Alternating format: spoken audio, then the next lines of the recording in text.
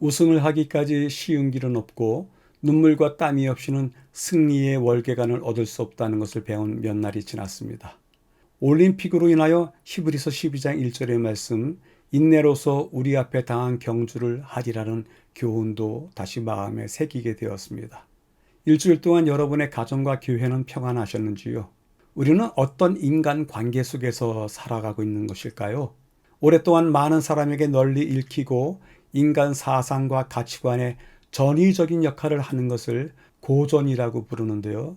우리와 동시대인 20세기를 살면서 이미 세계인이 읽어야만 할 고전을 펴낸 사람이 있습니다. 신학자인 마틴 부보인데요. 그에 져서 이히 운투 두는, 즉 나와 너는 모든 세대에 걸쳐 읽어야 할 고전이 되었는데요. 그는 온 세상은 두 가지 관계로서 형성이 된다. 하나는 나와 너이고 다른 하나는 나와 그것이라고 말을 합니다. 나와 너의 관계는 존재 그 자체로서의 관계를 말하는 친밀함을 보이지만 나와 그것은 오직 목적을 위하여 필요한 도구로서 맺어지는 관계라고 이야기를 합니다. 즉 진정성이 없는 관계로서 상대에 대한 관심도 없이 만나는 것이기에 언제든지 바뀔 수 있는 대체되고 소모되는 일시적인 관계를 말한다고 합니다. 때문에 우리의 삶에서 가장 참된 것은 만남이며 인간은 이 만남 속에서 진정한 자아를 찾을 수 있다라고 힘주어 강조하고 있습니다. 그러면서 더 길게 풀어쓰기를 모든 사람은 나와 너의 만남을 통하여 너와 더불어 현실을 보게 되고 너와 더불어 현실을 나눠 가짐으로 말미암아 나는 존재하게 된다라고 하는 말을 전해주고 있습니다. 그리고 결론적으로 이야기하기를 나와 너가 서로 진실하고 인간적인 관계로 만날 때면 하나님은 나와 너 사이의 관계를 휩싸는 동력이 되시고 궁극적으로 나와 너에서의 너는 3인칭이신 하나님이 이제는 2인칭으로서 당신이 되어야 한다고 하는 뜻깊은 결론도 맺습니다. 이번 주까지의 교과 내용이 갈릴리 봉사와 연결되어 있기에 마지막으로 갈릴리 호수 사진을 보여드립니다. 다음 주부터는 예루살렘 봉사가 시작되는데요. 그때로부터는 예루살렘 유적지들을 찾아가 보도록 하겠습니다. 평온하고 고요하고 아름다운 노을이 진 갈릴리 호수의 모습입니다. 제8과의 제목은 제자들을 가르치심 2입니다. 지난주에 이어 이번 주에도 주님께서 제자들을 가르치시던 일로 제자됨의 길을 말씀하시는데요. 우리의 삶과 방향에 절대적으로 필요한 요소들을 다루십니다. 본문에서 확인해 가도록 하겠습니다. 이번 주 교과의 기억절입니다. 인자가 온 것은 섬김을 받으려 함이 아니라 도리어 섬기려 하고 자기 목숨을 많은 사람의 대속물로 주려 함이니라. 지난주 제자도에 대한 성경 구절이 자기를 부인하고 자기 십자가를 지고 나를 따르라는 것이었는데 이번 주 제자도에 대한 기억절은 죽기까지 섬김입니다. 제자도가 가져야 할 두 가지 초석을 잘 드러내고 있는 듯 싶습니다. 기억절로 제시된 45절은 43절과 44절을 잘 요약한 것인데요. 너희 중에 누구든지 크고자 하는 자는 너희를 섬기는 자가 되고 너희 중에 누구든지 으뜸이 되고자 하는 자는 모든 사람의 종이 되어야 하리라 하십니다. 그 말씀의 요약이 오늘의 기억절입니다. 이 말씀은 예수님 자신의 삶에 대한 고백이고 우리가 따라야 할 모본으로서의 모습입니다. 간략하게 줄여보도록 하겠습니다. 인자가 온 것은 섬기려 함이며 목숨을 주려 합니다. 매일의 제목입니다. 일요일 결혼에 대한 하나님의 계획, 월요일 예수님과 어린이들, 화요일 최고의 투자, 수요일 나의 잔을 마실 수 있느냐, 목요일 내가 무엇을 하여 주기를 원하느냐. 각 날의 연구 범위에서 알 수 있듯이 이번 주 내용은 마가복음 10장을 다루면서요. 제자도에 대한 질문들을 이어가고 있습니다.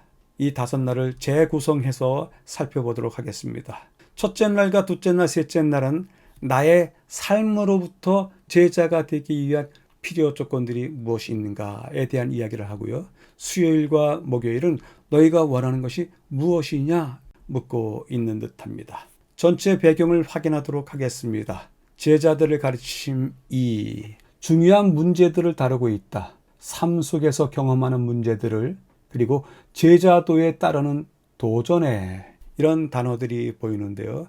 전체 배경이 이야기하는 바는 제자도에 따른 삶의 중요한 도전들을 배우게 될 것이다, 제안을 주는 듯 싶습니다. 본문 내용을 확인하도록 하겠습니다. 이번 주는 마가복음 10장을 다루는데, 예수님께서 십자가를 준비하면서 제자들을 특별히 가르치신 부분을 마무리하는 것입니다. 2장의 절반 정도는 제자들과 직접적인 이야기로서, 나머지는 예수님과 다른 사람이 대화하는 것을 통해서 다른 사람들의 관점을 드러내고, 그것이 제자도에 대한 중요한 문제들을 다루고 있다는 것을 보여줍니다. 중간 부분에서는요, 이번 주에 다루는 내용은 바리새인들이 이혼 문제를 놓고 예수님과 논쟁을 하고, 부모들은 축복해 주시기를 바라면서 자녀들을 예수님께 데려오고, 또 한 부자는 영생을 구하고, 소경은 보게 해달라고 간구하는 이야기들로 가득해 있습니다. 마가복음 10장은 특히 결혼, 자녀, 재물에 대한 태도, 그분을 따르는 일에 대한 보상과 대가 등 이 땅에서의 삶 속에서 경험하는 문제들을 통해서 예수님을 따른다는 것이 무엇을 의미하는지에 대한 중요한 가르침을 얻게 해줍니다. 세 번째 부분에서는요, 두 번째 맹인의 치유는 마가복음 8장 후반부터 10장 마지막까지의 이야기에서 마지막을 확정하는 경계점이다. 예수님을 따를 때 치르는 대가와 보상을 아름답게 그리고 있다. 그리고 이 교훈들은 2000년 전의 제자들이나 오늘날의 제자들이나 똑같이 예수님을 따르는 모든 사람들에게 있어서 도전에 대비할 수 있도록 준비시켜 준다라고 요약하고 있습니다. 전체 배경을 요약해 보겠습니다. 사람들의 관점, 그것을 듣고 제자도를 이해하게 하신다. 특별히 우리의 삶 속에 있는 경험들을 통해서 제자도가 무엇인지 비추어 주신다. 오늘날의 제자도, 예수님의 제자들이 받았던 도전처럼 우리도 도전을 받고 있다라고 요약할 수 있습니다. 근원적인 질문인데요. 우리 역시 주님의 제자로서 그분의 길을 걷고 있는가? 그 대답을 하면서 이번 과를 공부한다면 제자도의 튼튼한 일면들을 다시 쌓을 수 있으리라 생각을 해봅니다. 첫째 날입니다. 결혼에 대한 하나님의 계획, 합법적인 것으로 여겼다. 여성을 보호하기 위한 것이었다. 원래의 이상을 다시 말씀하신다. 결혼에 대한 하나님의 계획에 대해서 말씀하시는데, 이혼, 그건 합법적일 수 있다. 그럼에도 불구하고 여성의 권리를 보호해야만 한다 라고 정리하고 있습니다. 마가복음 10장을 먼저 읽으라고 합니다. 4절, 이혼 증서를 써주어 내어버리기를 허락하였나이다. 너희 마음의 완악함을 인하여 이 명령을 기록하였거니와 저희를 남자와 여자로 만드셨으니 이제 둘이 아니요 한 몸이니 하나님이 짝지어 주신 것을 사람이 나누지 못할 것이니라 하시더라. 본문을 확인하도록 하겠습니다. 바리새인들이 남자가 아내와 이혼하는 것이 옳은지 예수님께 묻습니다. 그들은 이혼을 합법적인 것으로 여겼습니다. 다만 이혼의 사유가 무엇인지가 문제였습니다. 예수님 당시에 유대인에게는 두 출중한 학파가 있었는데요. 하나는 샴마이 학파이고 하나는 힐렐 학파입니다. 샴마이 학파는 자녀가 없거나 경제적으로 태만하거나 정서적인 방임 또는 결혼 생활의 불성실 등에 제한적으로 이혼을 할 수 있다는 입장이었습니다. 반면에 힐렐 학파는 훨씬 유연한 입장이라서 남자가 제시하는 거의 모든 이유에 대해서 이혼을 허용했습니다. 다만 성급하거나 충동적인 결정을 숙고할 시간을 마련한다는 맥락에서 이혼을 승인하는 절차가 더 복잡하고 오래 걸렸습니다. 따라서 그들이 예수께 이혼이 허용되는지 묻는 포괄적인 질문은 다소 이상한 듯이 보입니다. 결국 이 질문의 이면에는 요단강 동편 저쪽의 통치자 헤롯 안티파스의 결혼 문제와 관련하여 예수님을 공경에 빠뜨리는 음모가 숨어 있음이 분명합니다. 안티파스는 아내와 이혼하고 이복 형제 빌립의 아내 헤로디아와 결혼했습니다. 헤롯이 침례 요한을 참수한 것도 불법적인 관계에 대한 책망 때문이었습니다. 예수님께서는 바리새인들에게 모세가 이 문제에 대해서 무엇이라고 명령했는지 물으심으로써 그들의 질문에 답하셨습니다. 바리새인들이 답변으로 인용한 구절은 신명기 24장 이혼 후 재혼하는 특별한 경우를 설명하고 있는데요. 이미 모세 시대의 이스라엘 사람들도 이혼하는 일이 흔히 있었으며 신명기 24장에 설명된 규정은 여성을 보호하기 위한 것이었습니다. 하지만 이것이 예수님 시대에는 힐렐 학파에 의해서 거의 모든 이유로 이혼을 쉽게 할 수 있는 근거로 사용되었습니다. 여성을 보호하기 위해서 기록된 법이 도리어 손쉽게 여성을 배척하는 근거로 사용된 것입니다.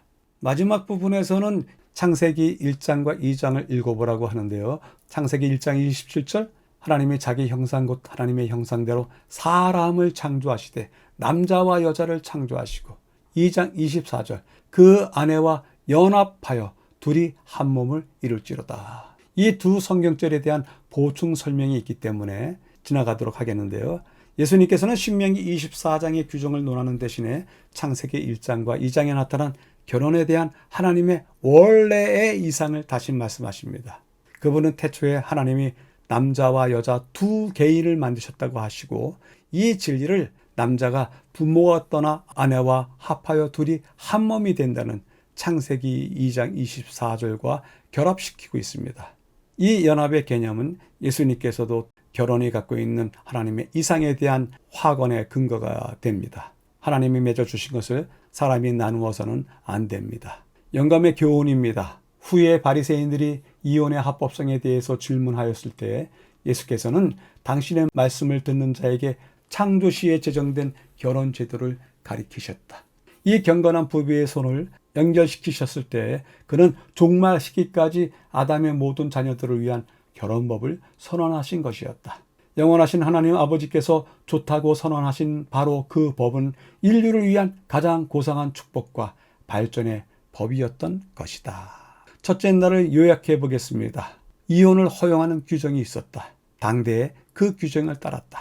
사실 그 규정은 여성들을 위한 것이었다. 그리고 이혼에 대한 규정보다도 더 먼저 중요한 이상이 있는데 하나님께서는 둘이 하나가 되는 것, 그것이 창조의 뜻인 것을 밝히 알려주신 바 있다라고 요약할 수 있습니다.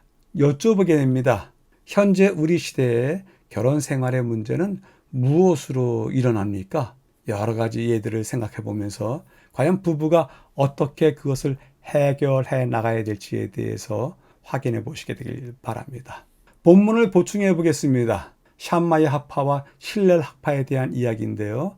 AD 10년서부터 220년까지의 시대를 탄나임, 현자들의 시기라고 유대인들은 부르는데요. 위대한 현자들이 학파의 스승이 되는 것입니다. 바로 그 기간 동안에 유대주의의 두 훌륭한 현자가 있었고 샴마이와 힐렐이었습니다. 각각의 사람들이 학파를 이루었는데요. 그들이 두 학파로 나눈 까닭은 할라카, 즉 유대인들의 율법에 대한 해석에 대해서 두 학파 사이의 논쟁 때문이었습니다. 샴마이 학파는 문자적인 해석을 하는 근본주의자들이었었고요. 힐렐 학파는 좀 더 유연한 현실에 적용시키는 해석을 하는 학파였습니다. 격렬하게 대립하는 논쟁을 벌였기 때문에 당대에는 토라가 하나가 아니고 둘이다 라는 말이 생겼을 정도입니다. 그들이 어떤 입장에서 갈렸는지 살펴보겠습니다. 셰마라고 하는 기도문을 낭독하는 문제에 있어서 샴마이는 아침에는 서서 하고 저녁에는 누워서 하라 그렇게 가르쳤고요. 힐렐은 원하는 대로 하라, 아침이건 저녁이건 원하는 대로 하라 그렇게 가르쳤습니다. 이혼에 대해서 샴마이 학파는 규정된 범죄를 저질렀을 경우에만 이혼을 하라 했지만 힐렐 학파의 경우는 아내가 밥을 태우는 등 사소한 문제에 대해서도 남자가 이의를 제기하면 이혼 조건이 성립되었습니다. 그러나 이혼에 대한 숙려 기간을 두어서 화해시키려고 했기 때문에 샴마이 학파보다도 이혼시키는 가능성이 더욱더 적었습니다. 이제는 우리가 본문에서 읽은 창세기 1장 27절에 대한 이야기를 해보겠는데요. 하나님이 자기 형상 곧 하나님의 형상대로 사람을 창조하시되 남자와 여자를 창조하시고 그렇게 말씀하시는데요. 사람이라고 하는 단어와 남자와 여자라고 하는 단어가 나오면서 사람을 창조하시다, 남자와 여자를 창조하시다 이렇게 기록하고 있습니다. 히브리어 성경 본문에도 그렇고 많은 영어 성경에도 그렇고 하나님께서 사람을 창조하셨다고 했는데 그때 쓰여진 사람은 남자로서의 아담이 아니고 남자 여자를 합친 인간으로서의 사람을 이야기합니다. 그리고 나서 부연 설명하기를 그 사람은 남자와 여자이다. 하나님께서 그들을 창조하셨다고 있습니다. 히브리어 성경에도 동일하게 나오는데요. 하나님께서 하나님의 형상대로 사람을 창조하시다 했을 때 그 사람은 하아담 그렇게 쓰고 있지만 남자 아담을 이야기하는 것이 아니라 사람 자체를 이야기하고 있습니다. 그리고 단수인가 복수인가에서도 단수로 쓰였습니다. 결국 남자와 여자를 합친 한 인간으로서의 아담, 단수를 이야기하고 그 뒤에 그가 남성과 여성 합친 것이다 라고 하면서 또 복수인 됨을 썼습니다. 때문에 창세기 1장 27절에서 얻을 수 있는 교훈은요. 남자와 여자 사이는 차별 없는 한 인간이다. 단지 역할과 책임에 대한 분담의 차이는 있다. 가르치고 있습니다.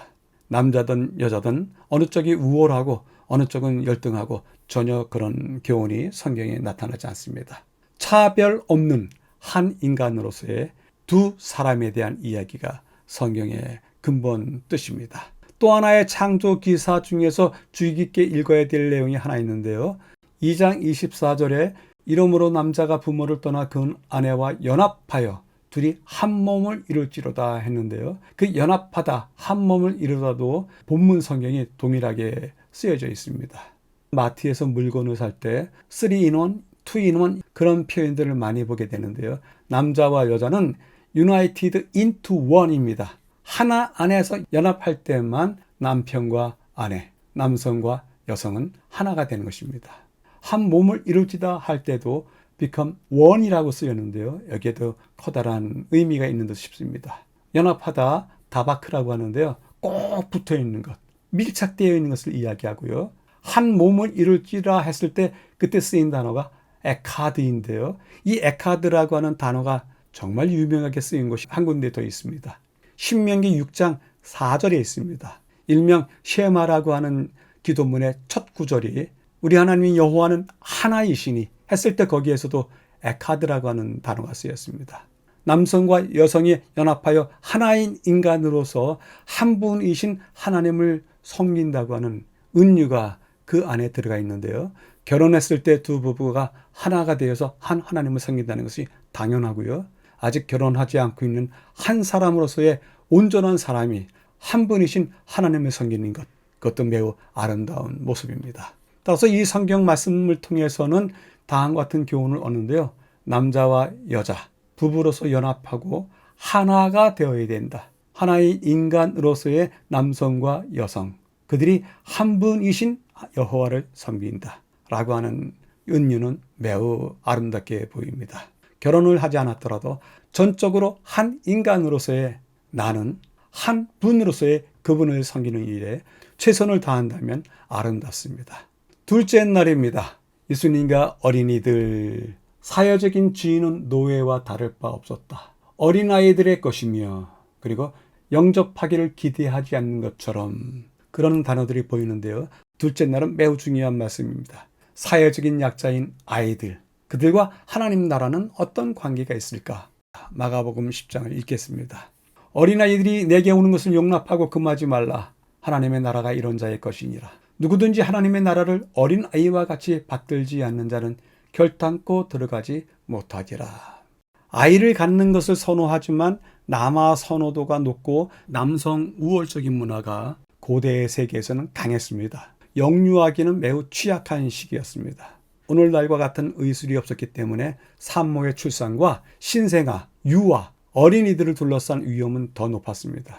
많은 문화권에서는 이러한 취약한 사람을 위협하는 병마로부터 보호하기 위해서 민간요법과 부족을 사용했습니다. 자녀는 소중한 존재임이 분명합니다. 그러나 아이들의 사회적 지위는 노예와 다를 바 없습니다. 그리스 로마 시대에는 기형이거나 바람직하지 않은 상태의 아이는 버려졌습니다. 심지어 강물에 던져지기도 했습니다. 남자아이를 여자아이들보다 더 가치 있게 여겼기 때문에 때로는 여자아이들도 버려져 죽기까지 했습니다. 이런 아이들 중에서 더러는 구조되더라도 대부분 노예로 팔기 위해서 키울 뿐이었습니다. 두 번째 부분에서는요, 제자들은 마가복음 9장에서 주어진 하나님의 나라를 받는 것 같이 이런 어린아이 하나를 영접하라는 예수님의 가르침을 이해하지 못한 것 같습니다. 그들은 축복을 받기 위해서 예수님께 아이들을 데려온 사람들을 책망합니다. 제자들은 예수님이 그러한 사소한 일에 신경 쓰실 겨를이 없다고 생각을 했던 것입니다. 하지만 그들의 생각이 틀렸고 예수님은 노하셨습니다. 마가복음 전체에서 그분이 사람들에게 강력하게 대응하신 일은 손꼽힐 정도인데, 그 중에서 아이들을 그분에게서 멀어지게 하는 사람들에 대해 강력하게 반응하신 것은 중요한 사실을 가르쳐 줍니다. 예수님은 제자들에게 아이들이 오는 것을 막지 말라 강력하게 요청하십니다. 하나님 나라는 어린아이들의 것이고 우리도 어린아이처럼 단순하면서 절대적으로 신뢰하는 태도와 관점으로 하나님의 나라를 받아야 하기 때문입니다. 셋째 부분에서는 긴 인용문이 있는데요. 함께 읽어보도록 하겠습니다. 그대들은 그리스도와 같지 않은 품성으로 예수님을 잘못 나타내지 않아야 한다. 그대들의 냉랭하고 거친 태도로 어린아이들을 그분에게서 떠나가게 하지 말라. 절대 아이들에게 그대가 하늘에 있다면 하늘이 즐거운 장소가 아닐 거라고 느끼게 만들지 말라. 종교란 어린아이들이 이해할 수 없는 것이라고 말하거나 마치 그들이 어린 시절에 그리스도를 영접하기를 기대하지 않는 것처럼 행동하지 말라. 어린아이들에게 그리스도교란 암울한 종교이고 구주께 나아갈 때 생애를 즐겁게 해주는 모든 것을 포기해야 한다는 잘못된 인상을 주지 말라. 이 말씀과 더불어 한 가지 부탁드릴 것이 있는데요. 물론 우리 담임 목사님이 늘 그렇게 하시지만 초대된 목사님이 우리 교회에 오시면 그 초대된 목사님에게 우리의 아이들을 데려가 주십시오. 그리고 그의 머리에 손을 얹고 기도해 주기를 요청하십시오. 초대된 목사님의 기도를 통해서 우리 아이들은 모든 목사님들이 자신들을 위해서 기도한다는 강력한 신앙의 동기를 받게 될 것입니다. 교훈의 말씀을 확인하겠습니다. 아이들은 주님 가족의 어린 구성원이다. 그들은 창조와 구속으로 그들을 소유하신 하나님께 스스로 바치도록 지도되어야 한다. 그들은 육체와 정신과 영혼의 모든 힘이 그분의 것임을 배워야 한다. 그들은 여러 가지 유용한 봉사의 분야를 돕도록 훈련받아야 한다. 그대가 아이들의 방해거리가 되도록 하지 말라. 아이들은 육체적인 짐은 물론이요 영적인 짐도 그대들과 함께 져야 한다. 다른 사람을 도움으로 그들은 스스로의 행복과 유용성을 증가시킨다. 둘째 날을 요약해 보도록 하겠습니다. 아이들에게 사회적인 돌봄과 혜택을 베풀어라. 아이들에게서 우리가 배우는 것이 많이 있다. 단순함과 신뢰함. 그들은 그렇게 하늘을 품는다. 우리도 그것을 배워야 된다. 특별히 부모들이여 자녀에게 우리가 배움 받은 주님의 품성을 드러내라. 여쭤보게 됩니다. 자녀들에게 지적이면서도 영적인 역량을 강화시키는 방법이 무엇이 있을까요? 여러분들의 목소리를 듣고 싶습니다. 셋째 날입니다. 최고의 투자. 영생을 얻기 위해 재물의 유혹이 얼마나 치명적인지. 마지막으로 죄를 해결하는 것은, 이런 단어들이 보이는데요. 셋째 날은 부자 법관 청년이 찾아와서 예수님에게 영생을 구했던 이야기인데요. 본문을 확인하기 위해서 마가복음 10장을 읽도록 하겠습니다. 선한 선생님이여, 내가 무엇을 하여야 영생을 얻으리이까? 약대가 바늘길로 나가는 것이 부자가 하나님의 나라에 들어가는 것보다 쉬우니라. 누가 구원을 얻을 수 있는가 하니 하나님으로서는 다 하실 수 있느니라 라는 대화들이 나옵니다. 본문을 확인해 가도록 하겠습니다. 이 남자가 예수님께 나오는 방식은 진실함과 존경심이 느껴집니다. 그는 달려가 예수님 앞에 무릎을 꿇고 모든 사람에게 가장 중요한 질문, 즉 영생을 얻기 위해서 무엇을 해야 할 것인지 묻습니다. 예수님은 십계명의 두 번째 판을 가리키시며 대답하십니다. 그는 자신이 어렸을 때부터 이 모든 것들을 지켰다고 말하면서 자신의 숭고한 관념론을 다시 보여줍니다. 사복음서 중에서 마가복음만이 예수님께서 이 사람을 사랑하셨다고 기록하고 있습니다. 그의 숭고한 관념론은 꽤 훌륭하게 보였을 것입니다. 그러나 예수님은 그에게 모든 것을 팔고 자신을 따르라고 요구하시므로 그의 진정성을 묻고 계십니다. 그는 재산이 많았기 때문에 상심하여 떠납니다. 결국 그는 계명을 제대로 지키지 않았던 것이었습니다. 그는 자신의 삶에서 하나님보다 다른 것을 더 중요하게 여김으로 첫 번째 계명을 어겼습니다. 그의 재물은 그에게 우상이었습니다. 두 번째 부분은 부자가 천국에 들어가는 것보다 낙타 같은 큰 짐승이 바늘구멍을 통과하는 것이 더 쉽다고 하시면서 재물의 유혹이 얼마나 치명적인지 설명하십니다. 예수님의 말씀에 놀란 제자들은 그렇다면 누가 구원을 얻을 수 있을지 궁금해했습니다. 예수님께서는 마가복음 10장 27절에서 핵심을 말씀하십니다. 사람으로는 할 수 없으나 하나님으로는 그렇지 아니하니 하나님으로서는 다 하실 수 있느니라 말씀하십니다. 결국 부자일지라도 하나님께서는 다 하실 수 있으시다라는 말씀입니다. 세 번째 부분에서는 당신은 스스로 천국에 갈 수 없으며 구원받기 위해서는 하나님의 은혜가 필요하다는 교훈, 이 교훈으로서 마무리 짓는 아름다운 구절처럼 보이지만 베드로가 불쑥 자신과 친구들은 예수님을 따르기 위해 모든 것을 버렸다고 말하고 나옵니다.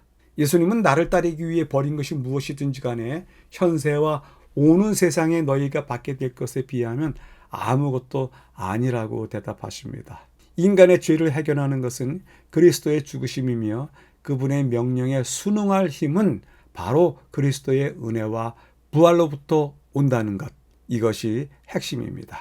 교훈은 다음과 같이 이야기합니다. 그들은 자아를 양보하고 가난한 사람들에게 주기보다는 진리를 포기하고자 할 것이다. 여기에서 그들은 하나님을 어느 정도로 사랑하는지 또 진리를 어느 정도로 사랑하는지 입증하게 된다. 그리하여 많은 사람은 성경에 있는 젊은이처럼 재물을 소유하면서 동시에 하늘의 보화를 소유할 수 없기 때문에 근심하여 돌아간다. 그들은 두 가지를 다 같이 소유할 수 없다. 그들은 세상의 재물을 위하여 영생의 기회를 놓치고자 한다. 셋째 날을 요약해 보도록 하겠습니다. 구원이라고 하는 그것은 진정성을 가지고 구해야만 한다.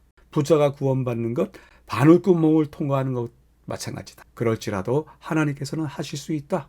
내가 무엇을 버렸다고 이야기하는 베드로 그리고 동료들, 지극히 작은 것에 불과하다. 그들이 받을 것은 이 세상의 어떤 것도 비교할 수 없는 것이다. 여쭤봅니다. 구원을 위하여 나는 무엇에서부터 헤쳐나와야 하는지, 나를 둘러싸고 있는 그 막아서는 것들 무엇이 있는지 한 번쯤은 헤아려 보시길 바랍니다.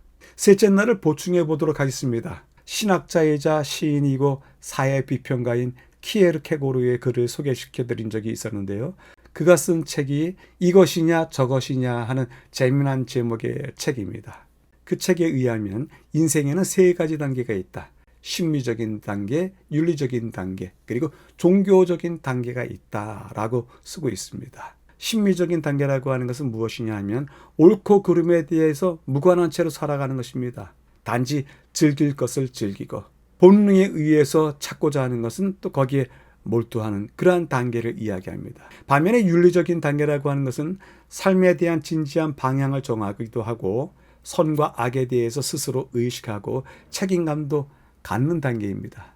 때문에 도덕법을 이해하고 자신과 다른 사람에 대한 헌신을 느낄 수는 있지만 때때로 그것을 행할 수 없기에 죄책감과 죄의식을 느끼고 진정한 삶을 얻는 목표에는 도달하지 못하는 것이 윤리적인 단계입니다. 마지막으로 종교적인 단계라고 하는 것은 오직 하나님만이 옳기 때문에 하나님께 다가가는 그러한 단계로서 사람이 자신이 누구이며 무엇을 해야 하는지를 깨닫는 자기 성찰이 필요한 단계입니다. 윤리적인 영역에서는 규범이라고 하는 것이 삶을 지배하지만 종교적인 단계에서는 하나님의 섭리가 지배하는 것입니다.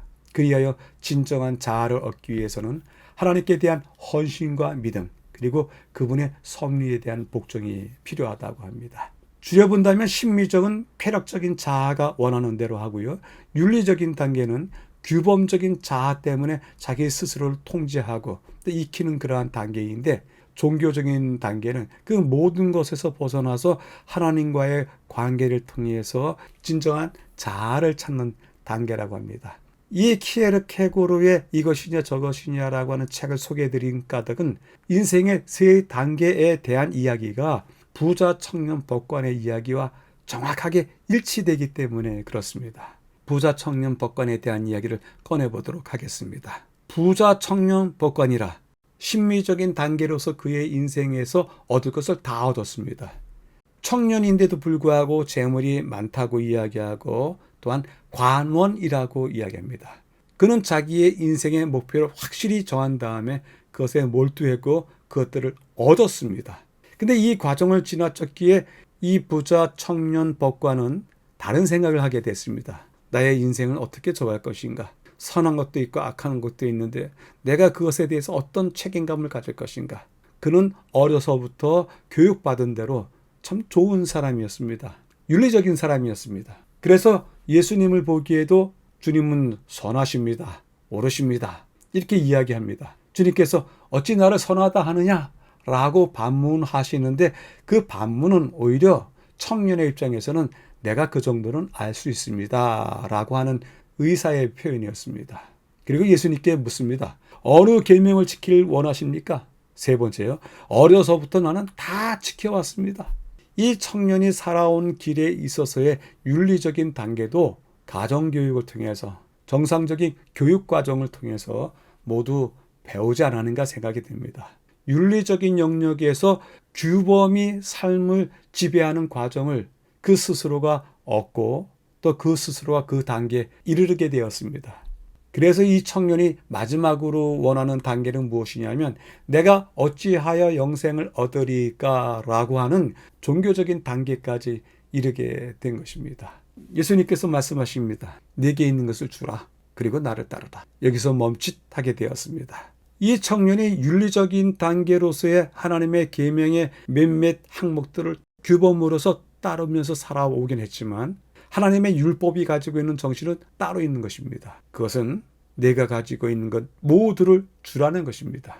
그것이 재물이건 명예이건 권력이건 다 나누는 것이 하나님의 계명의 정신입니다. 우리는 어느 정도의 단계까지 와 있습니까? 심리적인 단계의 완성을 이루었습니까? 윤리적인 단계로서 내 자신이 스스로 컨트롤할 수 있게 되었습니까? 종교적인 단계로서 내 자신을 다 내어놓고 하나님의 섭리를 따라가고 있습니까?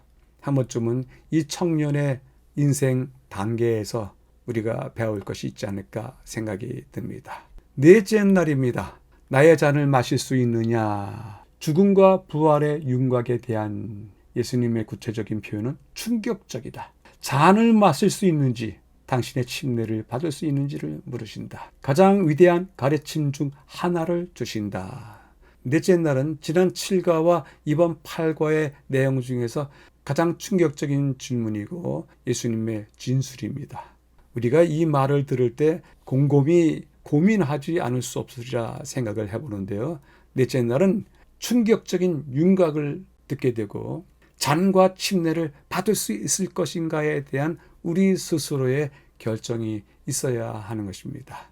본문을 확인하기 위해서 마가복음 10장을 읽겠습니다. 너희가 나의 마시는 잔을 마시며 나의 받는 침례를 받으려니와 내 좌우편에 앉는 것은 나의 줄 것이 아니라 누구를 위하여 예비되었든지 그들이 얻을 것이니라.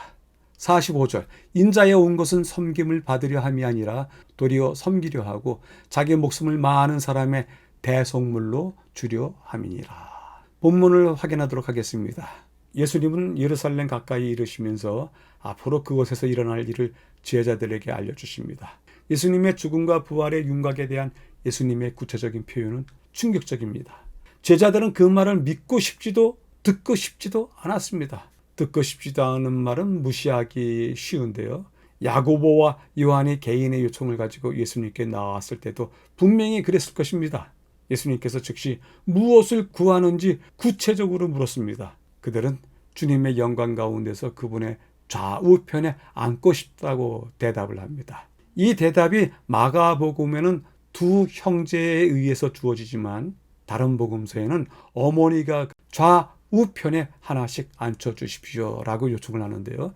그들의 요청을 지독한 자기중심적인 입장이 아니냐고 비판하기 쉽지만 이 두 사람은 예수님의 사역을 위해서 헌신해왔고 그들이 바랐던 본질이 전적으로 이기적인 것만은 아니었을 것이라고 생각이 됩니다. 두 번째 부분에서는 예수님은 그들이 요청하고 있는 것이 무엇인지를 더 깊이 이해하도록 돕기 위해서 당신의 잔을 마실 수 있는지 혹은 당신의 침례를 받을 수 있는지를 물으십니다.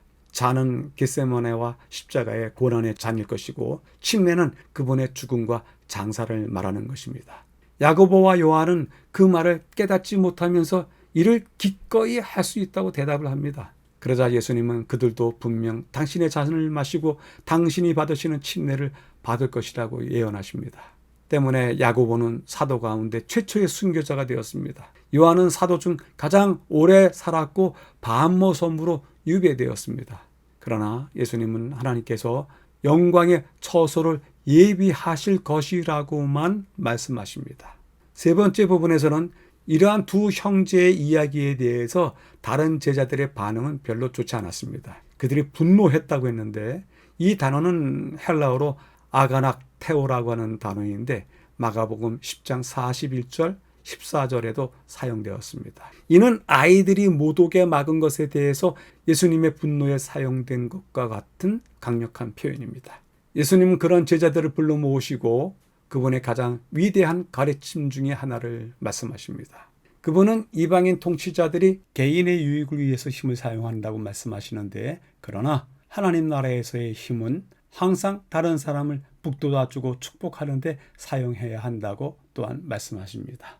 예수님은 자신의 목숨을 대속물로 들이심으로 하늘 왕국의 왕으로서 모범을 보이십니다. 그런데 그것은 제자들이 기대했던 것과는 사뭇 다른 것입니다. 교훈이 다음과 같이 전하고 있습니다. 두 아들의 어머니가 아들들이 그분의 왕국에서 하나는 우편에 다른 하나는 좌편에 앉도록 특별한 은총을 베풀어 달라고 요청했을 때 예수님은 당신의 왕국의 명예와 영광은 이 세상의 명예와 영광과는 정반대가 되어야 한다는 것을 그들의 마음에 깊이 새겨주셨다.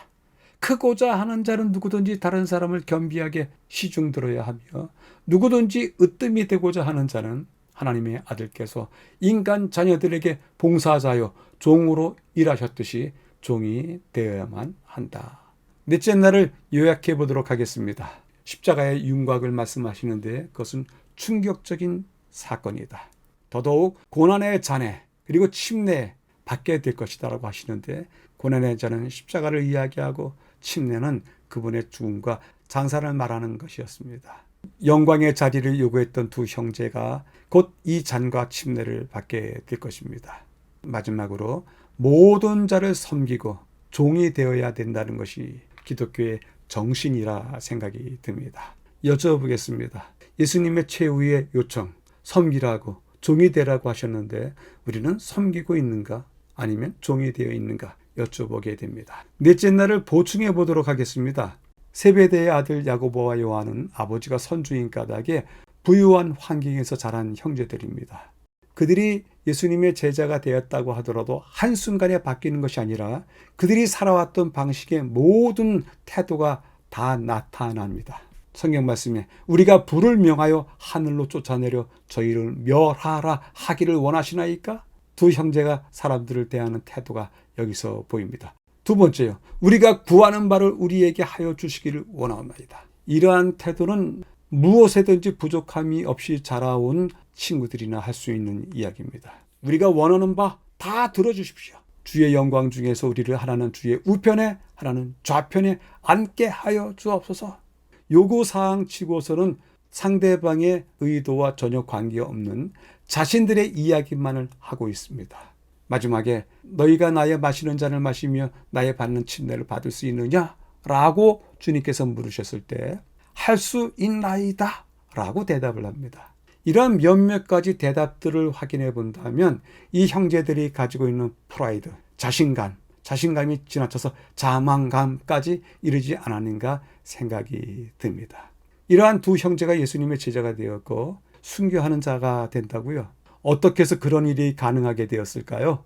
특별한 과정이 있었으리라 생각해 봅니다. 세 성경절에서 그것을 찾는데요. 첫 번째, 예수님께서 베드로와 야고보와 요한을 데리시고 따로 높은 산에 올라가셨더니 라고 하는 성경 구절은 변화산에 오르실 때 세 제자들을 데리고 올라가신 모습을 이야기하고요. 두 번째, 예수님께서 감난산에서 성전을 마주 대하여 앉으셨을 때 베드로, 야고보, 요한, 안드레 그 네 사람이 예수님께 조용히 묻는 모습이 또 보입니다. 세 번째, 주님께서 겟세마네 동산에 이르셨을 때 거기에도 여전히 베드로와 야고보와 요한을 데리고 가실세. 데리고 다녔다라고 하는 얘기가 몇 군데 보이는데요. 이렇게 세 상황을 살펴보면 예수님께서는 야고보, 요한 두 형제를 꼭 데리고 다니시면서 개인적으로 그들에게 교훈하시고 당신의 마음을 보이시고 행동의 이유를 설명하시지 않았는가 하는 생각이 듭니다. 결국 이것이 그들을 변화하게 했던 요인이었습니다. 사도행전 12장, 그때 헤롯 왕의 손을 들어 교회 중 몇 사람을 해하려 하여 요한의 형제 야고보를 칼로 죽이니 결국은 첫 순교자가 되는 것입니다. 이제는 야고보에 대한 얘기를 조금 더 추가해 보도록 하겠습니다. 주의 좌우편에 앉기를 갈망했던 형제는 지금 어디에서 만날 수 있을까요? 그들의 흔적을 어떻게 찾을 수 있을까요? 사도 요한은 소아시아의 7교회와 반모섬 그리고 에베소에 가면 그 흔적을 찾아볼 수 있습니다. 그렇다면 야고보는 어디에서 찾을 수 있을까요? 그의 흔적을 찾아가 보겠습니다. 그는 중세 교회에 의해서 성 야고보라고 불려지는데요. 이를 영어로 쓰면 세인트 제임스 또는 세인트 제이콥 이렇게 씁니다. 이것을 다시 스페인어로 바꾸면 산티아이코비, 즉 합성어가 되어서 산티아고가 됩니다. 이에 그의 이름을 따서 까미노 데 산티아고, 즉 성야고보에게 가는 길이라는 세계적인 순례길이 생기게 되었습니다. 스페인에 있습니다. 스페인에 있는 까닭은 주님의 승천 이후에 야고보가 선택한 선교지가 그곳이었고 잠시 예루살렘에 귀국했다가 순교했는데요. 그 주검이 지중해 해류에 의해서 흘러 도착한 곳이 스페인의 갈레시아주의 해변가였습니다. 해변에서 발견된 그의 주검에는 많은 조가비들이 붙어 있어 그의 시신이 훼손되는 것을 막았다는 전설로 인해서 산티아고로 향하는 길에 이정표가 조가비 모양을 땄는데요. 스페인 도심 곳곳에서도 발견할 수 있습니다. 지금 여러분들이 보시는 그림은 스페인에 있는 산티아고에 이르는 길들, 그 루트들을 여러 곳에서 출발하여 도착하는 과정을 그려놓고 있는데요. 중세 유럽 시대에는 예루살렘이 이슬람 제국에 의해서 막혀 있기 때문에 순례길을 갈 수 없었습니다. 그래서 찾은 대안이 스페인의 산티아고가 되었기 때문에 그때서부터 수많은 사람들이 산티아고로 향하는 길을 순례길로 잡았습니다. 스페인은 야고보만 갈 수 있는 곳이고 그가 가야만 했던 길이었음이 분명합니다. 주님의 영광 중에 우편 한쪽에 앉고자 했던 욕망의 사람이 이제는 변하여 아무 후원군도 신자들도 없는 스페인으로 향해 갔습니다. 철저히 그를 낮추고 비우는 방법으로 찾은 속죄의 길이 그것이 아니었겠는가 생각해 보게 됩니다. 한 번 떠나면 하루에 20-30km씩 전체 800km, 그래서 약 40일 전후에 순례길이 된다고 합니다. 매우 힘들고 고통스러운 행군길입니다. 순례 자체가 힘든 길인 듯 싶습니다.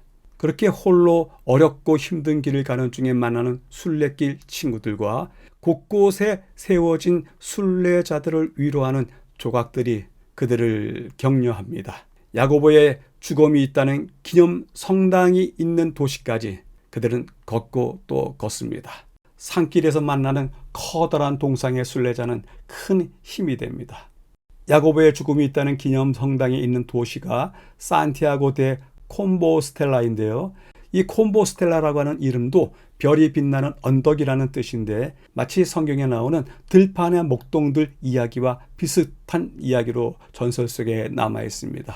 산티아고 데 콤보스텔라의 성당을 향해서 떠나는 순례자들이 1년에 약 100만 명 정도에 이른다고 하는데요. 약 45만 명이 순례의 길을 끝까지 간다고 합니다.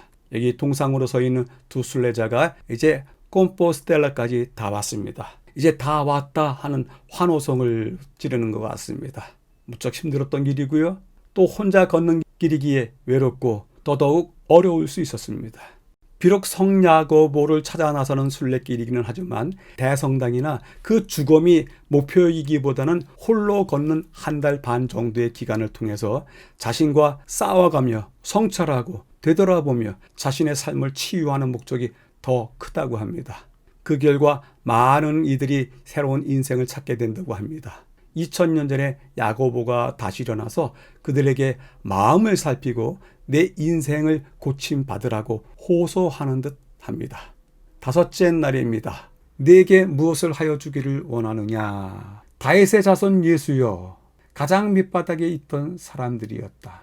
제자도란 새로운 안목으로 세상을 보는 것이며 라고 하는 단어들이 보이면서 소경의 간증 속에 나와 있는 제자도의 새로운 안목에 대해서 배우게 됩니다.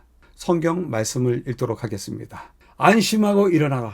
너를 부르신다 하매 겉옷을 내어버리고 뛰어 일어나 예수께 나아오거늘 내게 무엇을 하여 주기를 원하느냐? 선생님이여 보기를 원하나이다. 가라. 내 믿음이 너를 구원하였느니라. 본문을 확인하도록 하겠습니다.